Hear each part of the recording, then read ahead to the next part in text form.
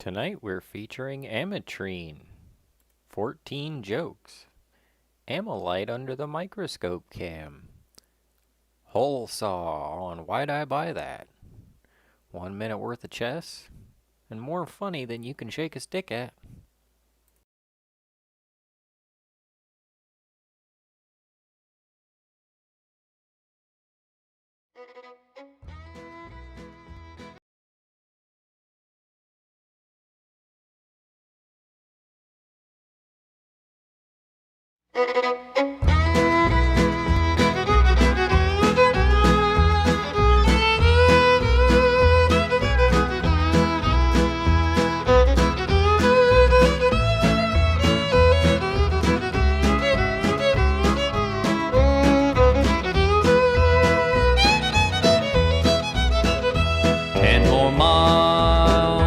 I'll be home in the shelter from the storm, riding fast through the driving wind and cold.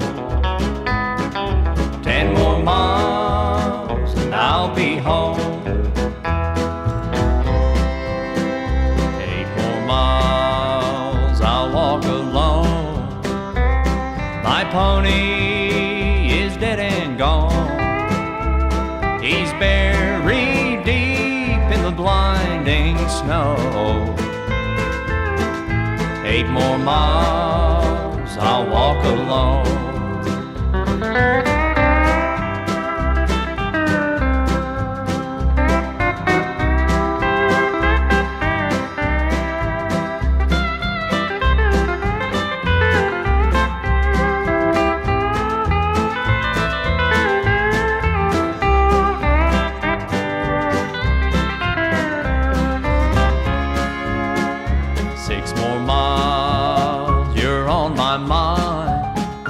You're the only guiding light. There's no more trace of a trail in sight. 6 more miles, you're on my mind. 4 more miles, I feel no pain. Something settled in my brain.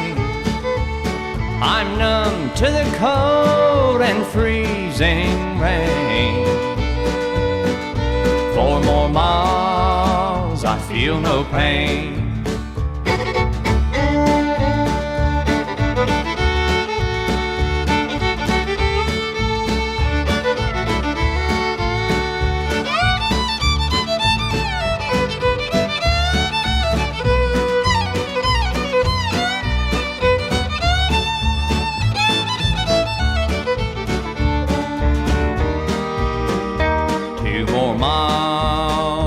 Running fast, I don't know how long I'll last. When it's 12 below, you can't afford to rest. 2 more miles, I'm running fast. 1 more mile, I'm finally home. I've been rescued from the storm. I'm safe within the arms of our Lord. 1 more mile, I'm finally home.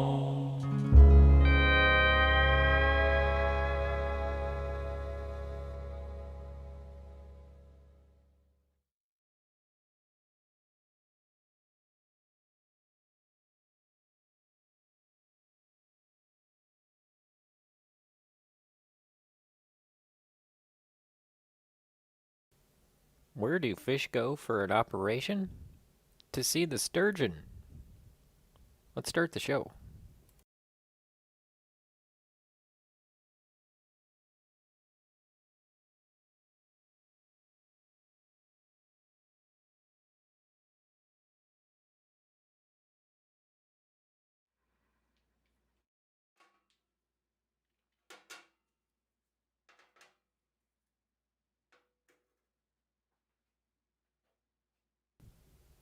Colette, welcome.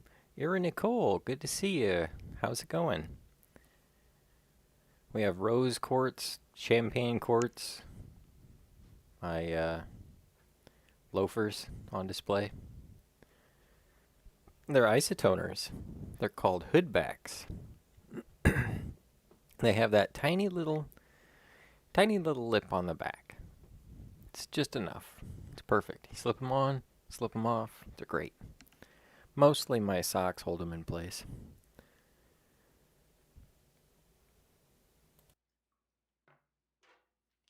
Very warm, very pleasing.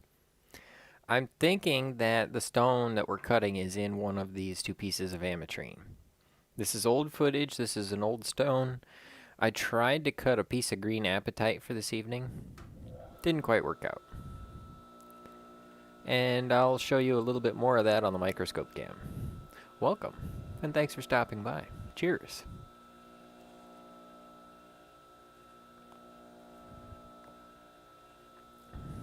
It's number one, right? That's the running joke. You gotta put your pinky up when you drink so people know you're number one. It's me. Number one. Taking a drink. But anyway, here's the little green apatite. It's not polished. Let me put a little bit of moisture on it. See if we can show the flare. It's got good potential. This isn't a peridot. It's a green apatite, but it's got this crack up along the edge. It's gonna make it lose about that much. I didn't want to deal with it, and my fingernails are kind of short right now. I was thinking about letting them grow out or gluing this onto a dop stick maybe. And you know, I'm not dropping it and such.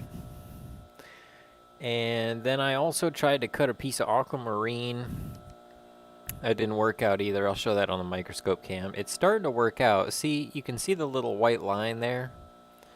That's the flare I was going to get. But the problem is I had problems like evening it out. So it's a little thicker on this end than the other end. So those 45s don't match up. And I could try to make up for it with the girdle, but it's so thin to begin with. And I'm going to be trying to polish this with the 1000 grit next. It's so wafery thin. So I'm going to go ahead and show it under the microscope cam. Honest Gas handmade it to the show. He's awesome like that. He's doing great. He's got some really cool stuff. He's got this new thing that's like a spaceship, but I guess it's like you put your hand in it thing. It's got lots of obsidian in it. You really got to check it out if you're interested in wire wrapping. And he's getting into like steel, and he even does a little bit of origami.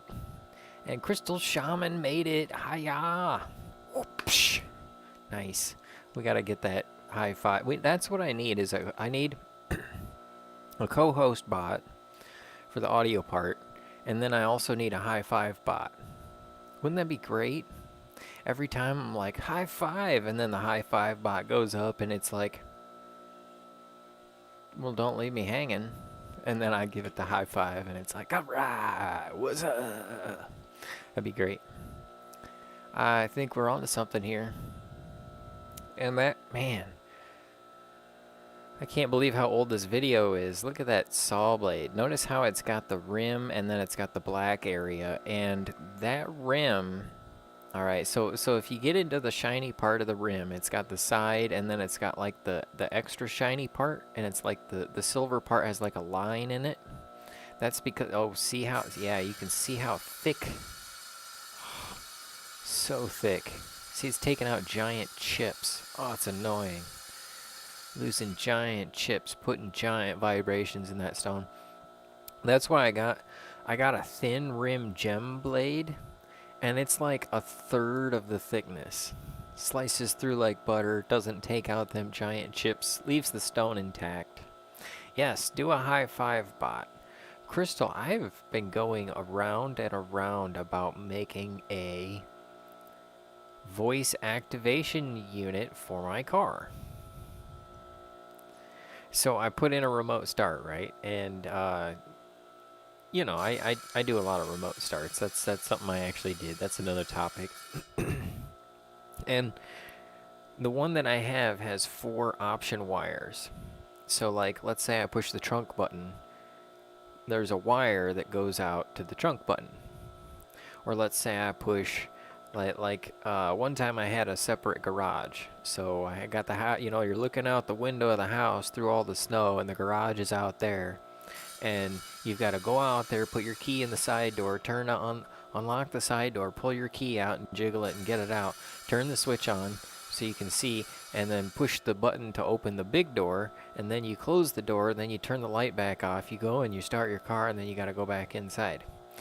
Or if I push the lock and the start button at the same time, maybe it was the lock and the trunk button, it put a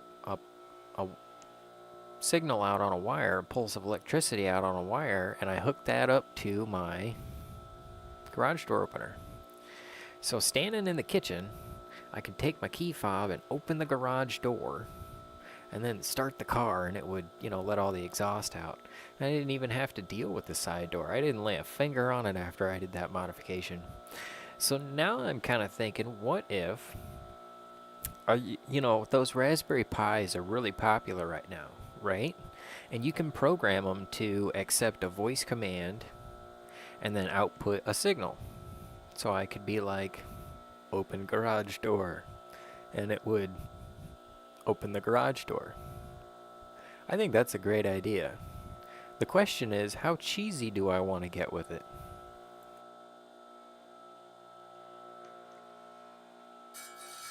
So, for example, let's say that I say open garage door, and it puts a signal out on the wire, and it goes to garage door opener. I could also have that signal go to a voice to activate a sound module, you know, with a voice recording on it. So that signal would come out and it'd power up this recording that would be like, garage door opening. Or it could, you know, it could be all classy and be like, I'm opening the garage door now, sir. And then it could be like, your garage door's open, you wank. And it, you know, it just depends on how fun I want to make it. And even I mean, how far do I want to take it from there? I could add some sensors and be like, Jeeves, are you ready for a drive today? I call it's a G6, so I call my car Jeeves 6. It's Jeeves. It's the super car. Anyway, I could be like, are you ready for a drive today? And it could look at, you know, the weather conditions and the moisture and temperature and say, it's rather frigid. We might want to warm up first. I think that'd actually be a fun car to talk to. Maybe I'm not trying to voice activate my car. Maybe I'm just trying to program a friend. I love my car. I want it to talk back to me and love me too. I want it to love me like this Mountain Dew loves my liver. Just getting them diabetes all activated and such. Need to put a remote start on my carpools.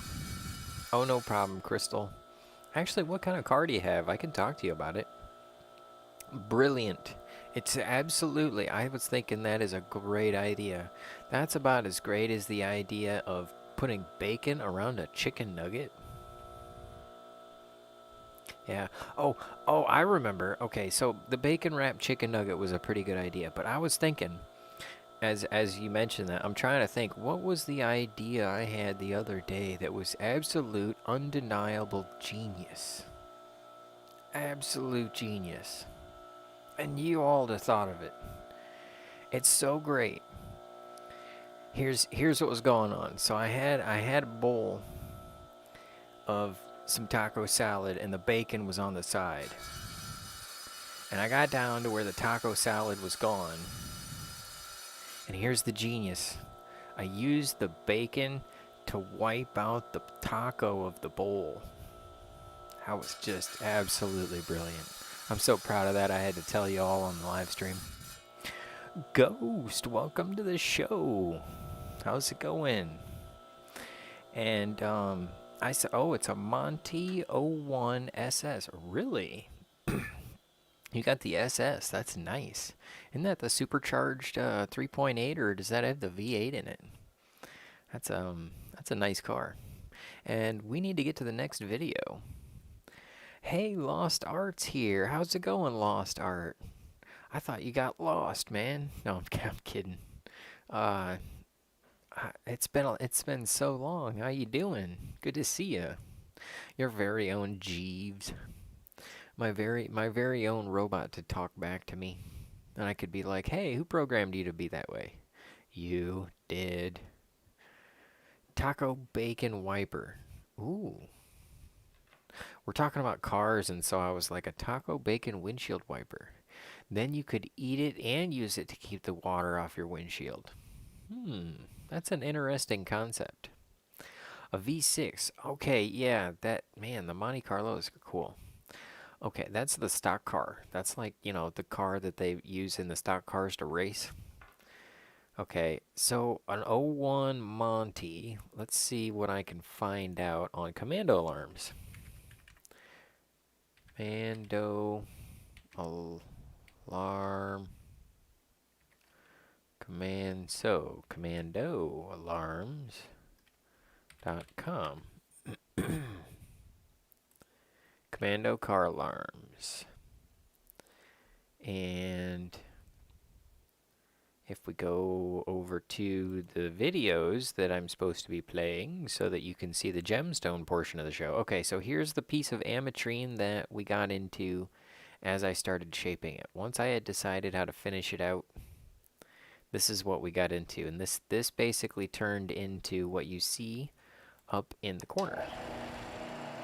So let's get into cutting that, and we're going to go over to, it's a Chevrolet Monte Carlo. It's not a Monte Trucklo. It's not a Monte Car High. It's a Monte Carlo. Okay, so red plus, ignition, ignition, ignition. It's got 2 ignition switches, 2 accessory switches. Just 1 starter wire. Okay. Park lights. Negative park light, positive park lights. Junction block above kick panel. Okay, negative locks through a 470 ohm resistor and unlock on the same wire. Okay. And the trunk release black probably has a pass lock 2, anti-theft. And I don't remember pass lock. I think VATS is the one with the little chip in the key. The key has the little chip inside of it, but now it's inside the big, it's more like a radio chip. So then you'd want the module, which is like a $50 module, give or take, and then you gotta get the remote start, which is like $60 for a remote start security system. And then if you want the 2-way, it's more like $120, depending on which one you get. And it looks like it's all pretty straightforward. I mean, there's no special things beyond the door locks being a little different. You gotta, like I said, it's on the same wire.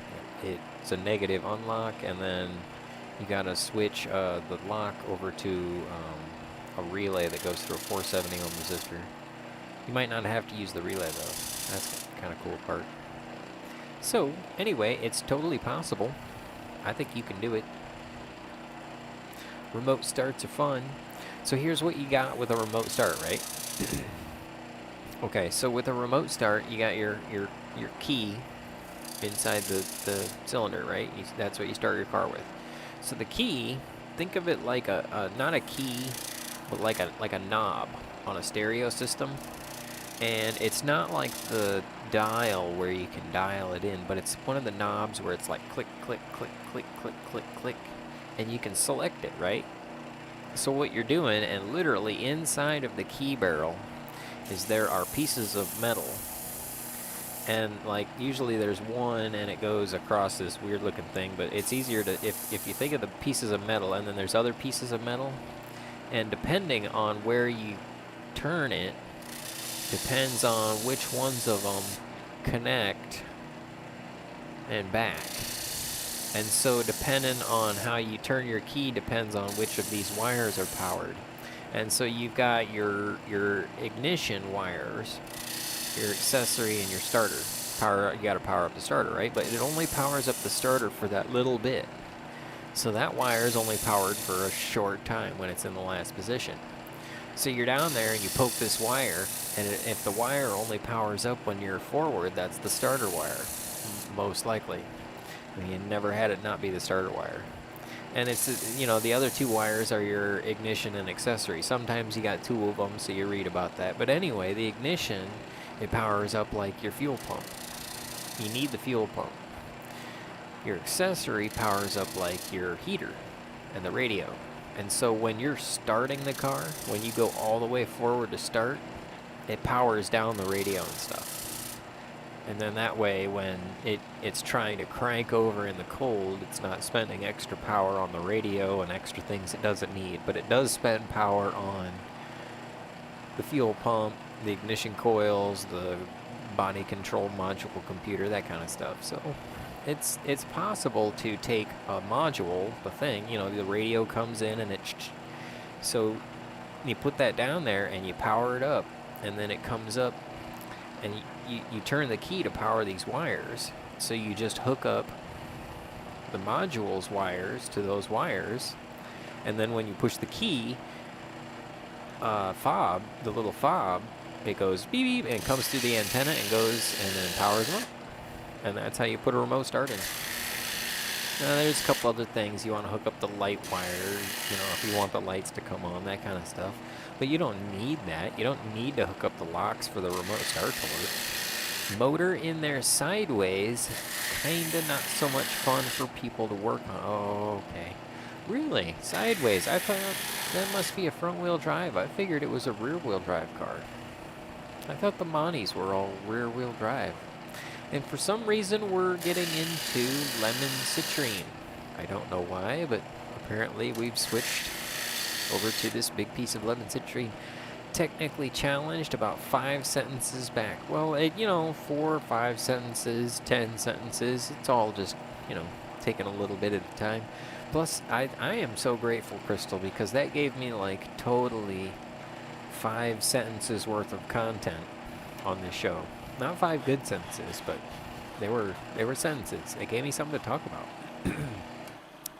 How old were you when you found out the little piggy that went to the market wasn't going to pick up groceries?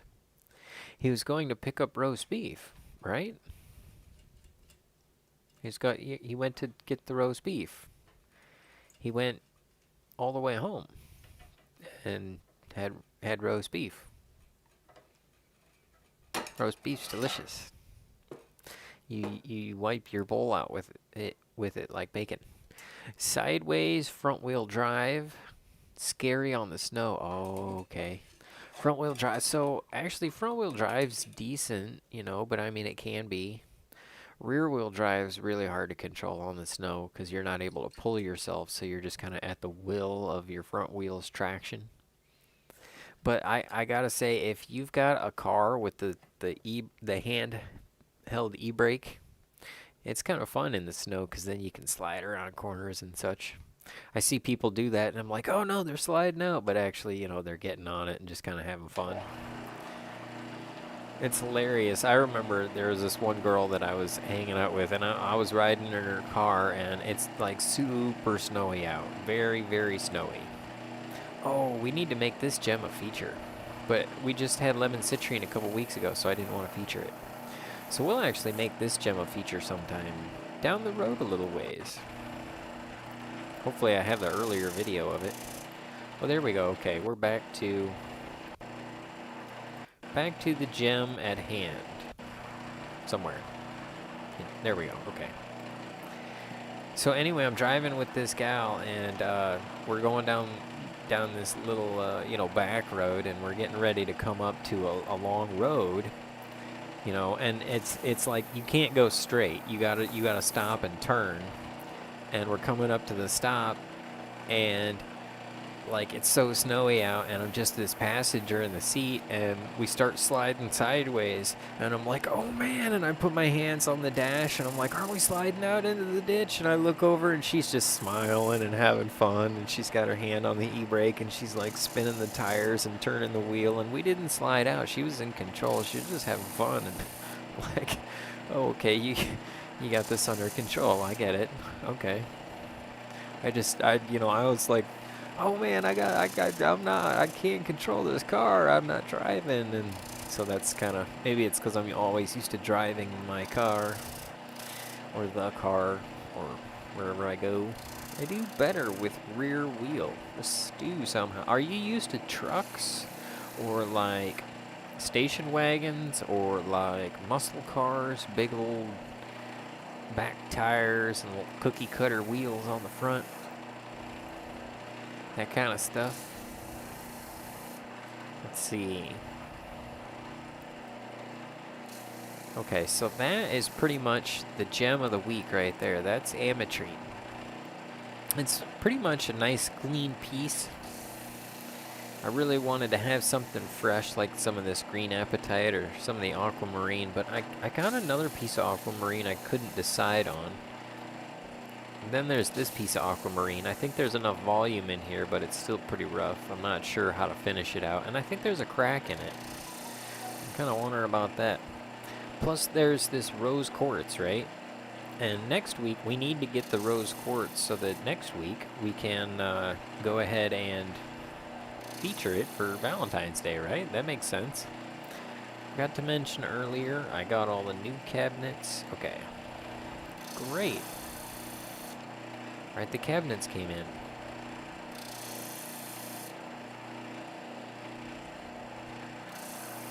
Good. Alright, we can work on cabinets. My truck got total D'd. Ooh, that's not cool. Unfortunately... Oh yeah, unfortunately. That would be odd if it was fortunate. But unfortunate, and it is unfortunate too. I like, man, when I got, okay, so if you notice the bottom of this, I got the pavilion all like angled with the girdle. The girdle shape and the pavilion facets match. I actually took the star facets and turned them. So it's kind of unusual, which I can show on the microscope portion of the program if we get to it. So how did you total your truck? Well, all right, first off, Crystal, are you safe? You're okay, right? I mean, you're not all deadified and such. And drive safe out there, you know, all of that. My truck got total D'd. That's terrible, man. That's my show got total D'd. Just because I don't know what I'm doing.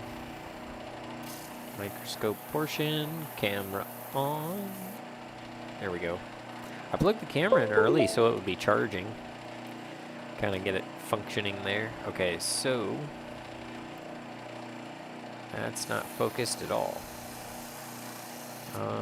Not sure what I did with the gem either. Okay, there it is. Blam. Alright, let me get it focused and then I'll show you. Because you don't want to see this now, it's blurry. And gnarly. Okay, I think I got it. Microscope portion. There we go.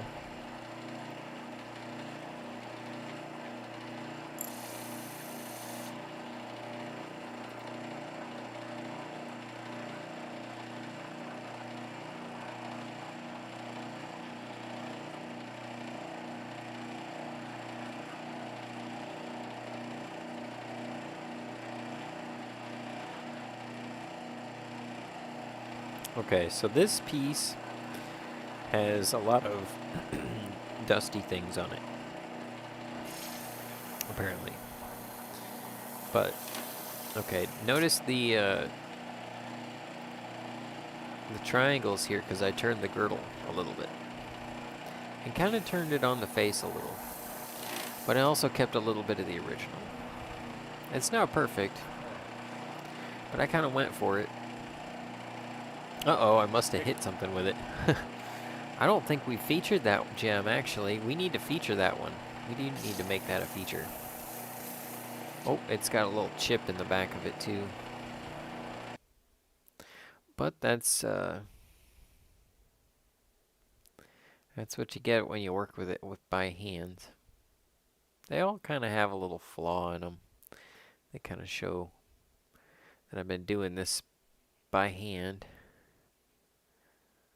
The faceter will work all of that out. It gets it so even, so straight. And there is no color in that. Isn't that weird? And then once I flip it over, it has the color again. It's all in how the light hits it.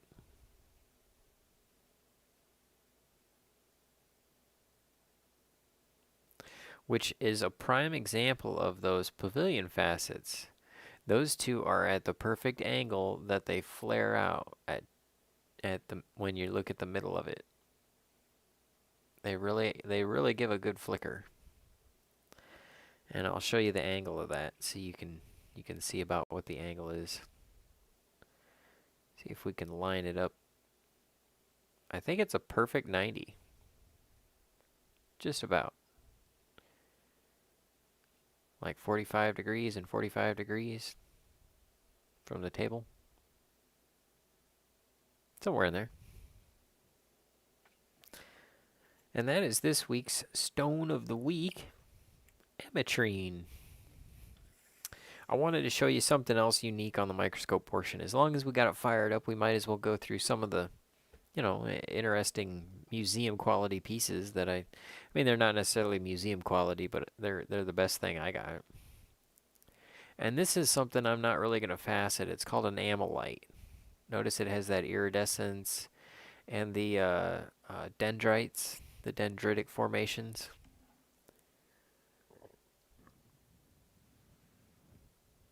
And then it's basically a fossilized snail dinger, and it's got like dirt in there. It's like sediment. Because that's what I was like, what's inside the shell? Show me. I want to know the mystery. What's inside of there? So if you look, it's basically a sediment. Let me focus it out on it. Or in on it. Focus in on it. There we go.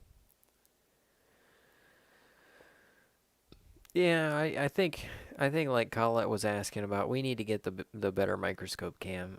We've been having fun with this microscope cam. If I got a better microscope cam that wasn't, it had better frames per second and then, a better magnification quality, like pixels per magnification. So it's like sand with glass in between it, or like clay in between it. I'm going to take you over the edge of the shell.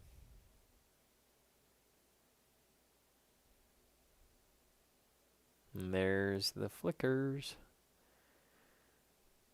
And the color in there. These things are neat. And the seller sells one like every day. Has been for a year. Over a year. They're really pretty cool. They got all those little stripes and striations in them. I'll show you that side. All the little colors where there's cracks and there's water down in there that the light bounces off of. It's pretty neat, in my opinion. Kind of a preserved specimen.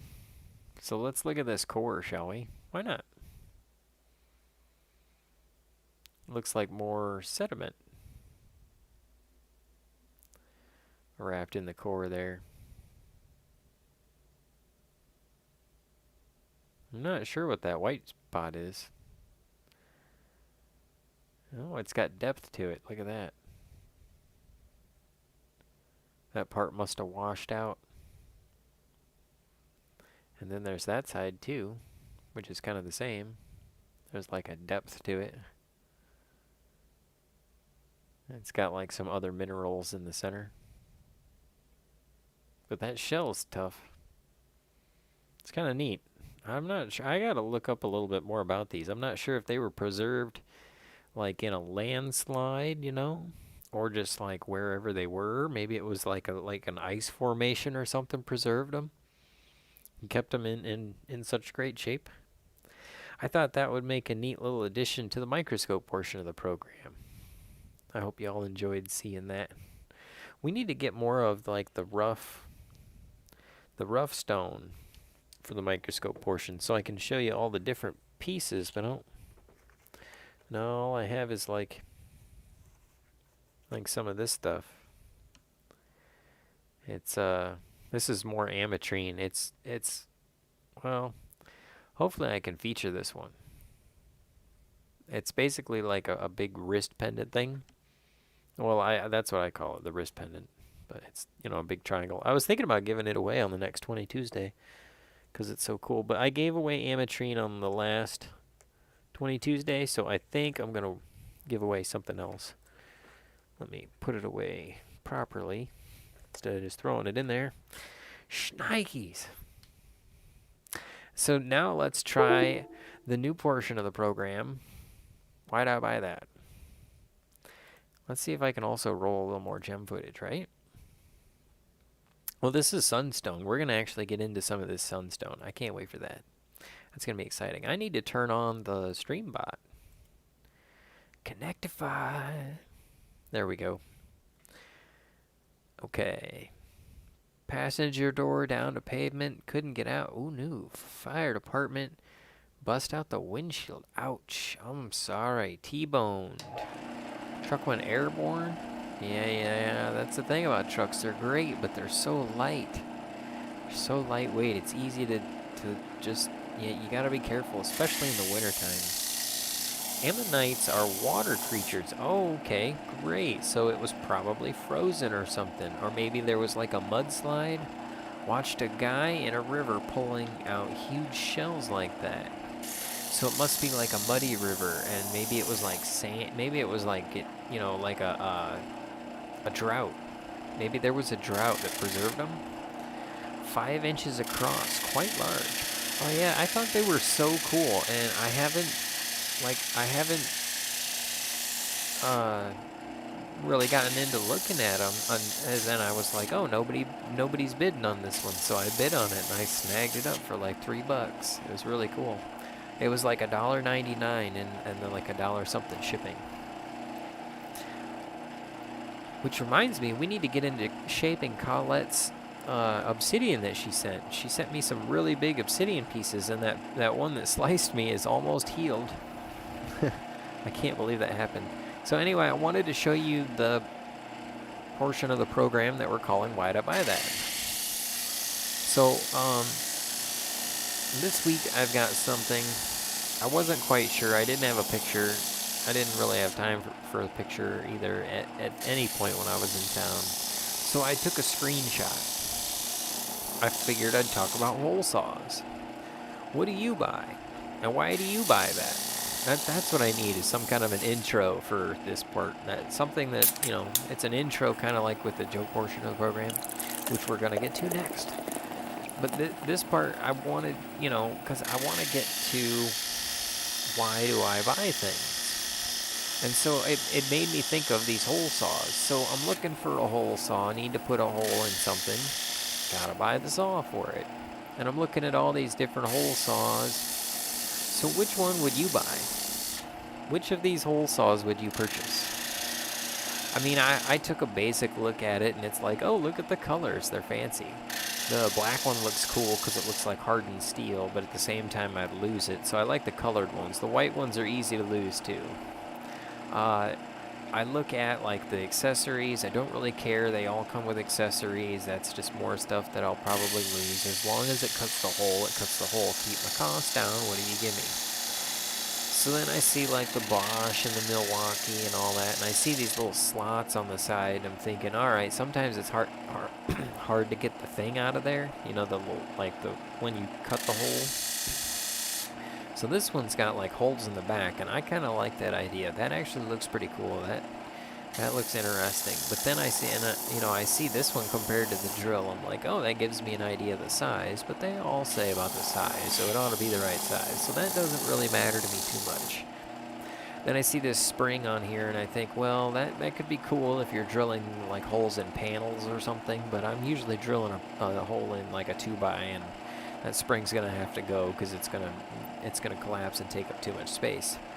So then I look at the teeth, and when I really get down to the teeth, I don't need teeth that slice and scrape and get dull. I need teeth that scoop and chunk out like a circular saw. So that's that the Bosch and the Milwaukee kind of, I think they're made by the same people or the same company, but then they just make a different version, different price.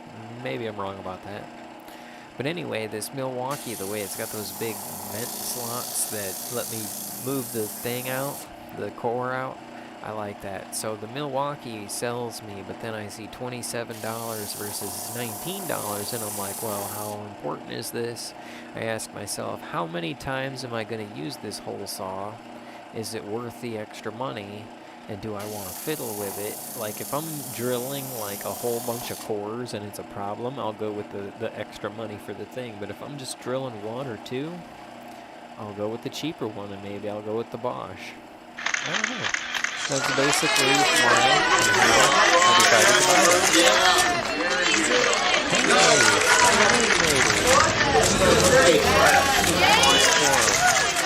it. $10 for the one I have. Quite happy with it. Howdy, y'all. Howdy. Welcome, Spiraling. How you doing? In Florida, I paid for $10 for the Queen of the Rubies. The guy pulled them over over a foot across in Florida someplace. Oh, wow, I didn't know they could be found in Florida. Dried up waterways, that's what I'm thinking. I paid $10 for the one 5 inches. Yeah, and that's about, I mean, that should be about right, Crystal, because the one I got, it's not that great a shape, and it's probably like 3 inches. Jamie, we're talking about this snail, this fossilized snail from so long ago that we were looking at on the microscope portion of the cam program. Microscope cam portion of the program. Got bars, yo. And this has been the Why'd I Buy That portion of the program. Don't have any interviews today, but we do have interviews coming up, hopefully. Just like the hope that I try to give to all of you when we get to this week's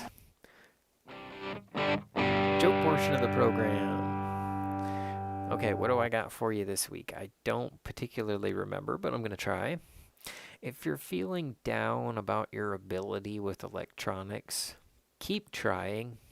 You just may shock yourself.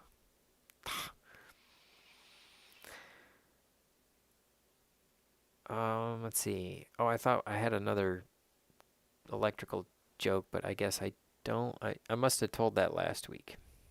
Did I tell that last week about the batteries and the gooderies? Yep. If electronics don't work, change the batteries. If they do, it's because they still have gooderies. I thought that one just, it applies. What is the least cool animal? The squirrel. That's not nice. Beethoven had a lot of great movements, just not the ones from his bowel. Scat joke. What's the best time for a refreshing drink? 5:30. That's unfinished. And if you want to argue about it, we might not be able to agree, but at least maybe we can find the middle finger ground. What do you call it when two people are sitting at the stoplight and it turns green and they don't go? It's called a letting your ass drag race. Step on the gas, people. Time to go. Vroom. Okay. Why is Pluto alone? Why is Pluto single? Because all of his relationships are plutonic. That's, yep. Let's see. This joke I didn't finish, and I was supposed to finish it out. Let's see. Okay, so what do you call it when you get sick from spending Swedish money? The coronavirus. Because the Swedish people use the krona. It's not dollars, it's krona. And that's actually a pretty bad joke. So we're gonna go right past that one to oh, here's a chess joke for the chess players out there because we're almost to the chess portion. What do you call Pam Anderson playing chess? Mate watch. Remember Baywatch? Moving on. I work for myself, so every infection is a staph infection. That just, gee whiz. What do you call someone who shows their stomach muscles in public? Obnoxious. Where do fish go for an operation? To see the sturgeon. Is alternative medicine anything like alternative music? And what do you call someone who sublets their internet? A landlord. And that's basically the stop mark for this week's joke portion of the program. Decent jokes, terrible transitions. Welcome to the show, folks. Let's play a game of chess, shall we? I'm going to fire you up a little bit more of this gemstonage. See if I can find anything else Ametrine related. Well, here's a little adventurine. Aventurine, no, this one. Okay, so how about this piece? There we go. Alright, so now we will focus on that being a thing in the show while we get ready for chess. Okay.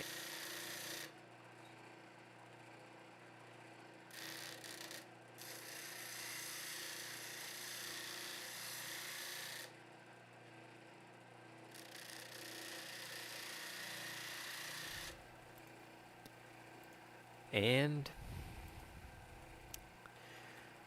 it's this one, right? Boom. Not quite. It's looking for Moldavite. It thinks that we're still in last week.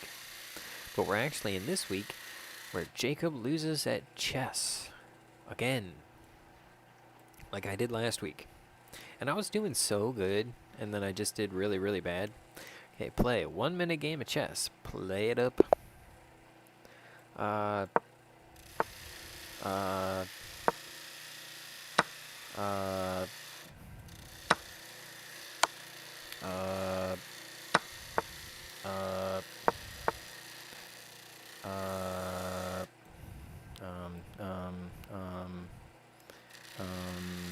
this one. That one. Let's see, that one. And, there. Here. No, I can't go there.